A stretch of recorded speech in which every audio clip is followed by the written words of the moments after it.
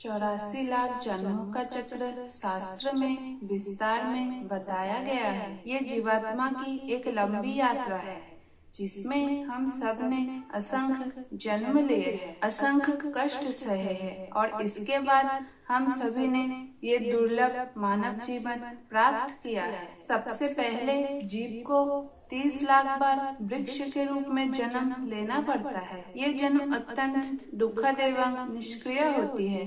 न चलने की क्षमता, न बोलने की शक्ति, न ही किसी प्रकार की अभिव्यक्ति होती है। केवल सहना ही सहना होता है। सूर्य की तपती किरण, बारिश की अत्यधिक बौछार, आंधी की मार और ठंडी हवाओं का प्रहार, मनुष्य भी इसकी डालियां काट देता है।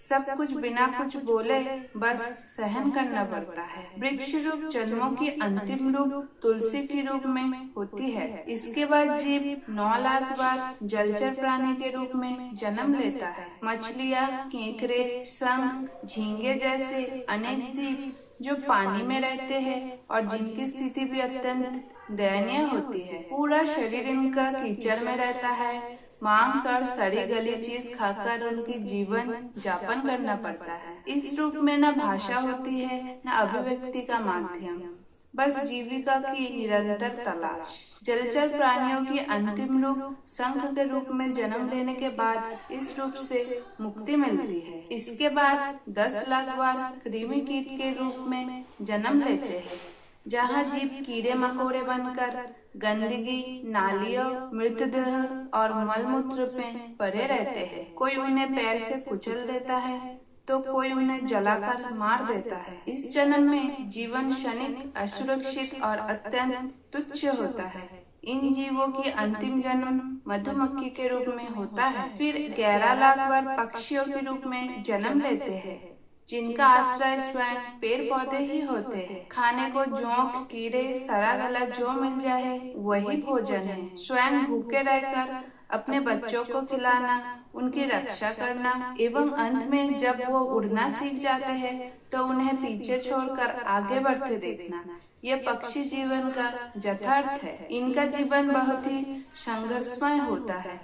पक्षी कुल रूप में मोर रूप से जन्म लेने के बाद ये पक्षी रूप जन्म से मुक्ति मिलता है। इसके पश्चात पशु के रूप से 20 लाख बार जन्म लेना पड़ता है।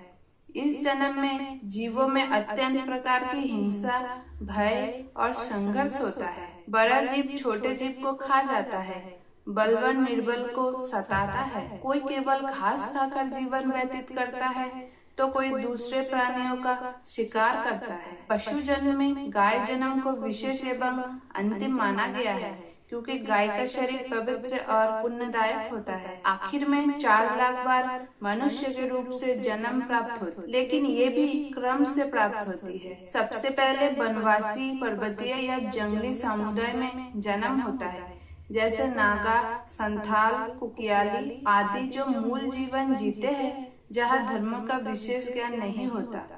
इसके बाद शूद्र कुल, फिर वैश्य, क्षत्रिय एवं सबसे अंत में ब्राह्मण कुल में जन्म होता है। लेकिन ये ब्राह्मण जन्म केवल एक बार मिलता है।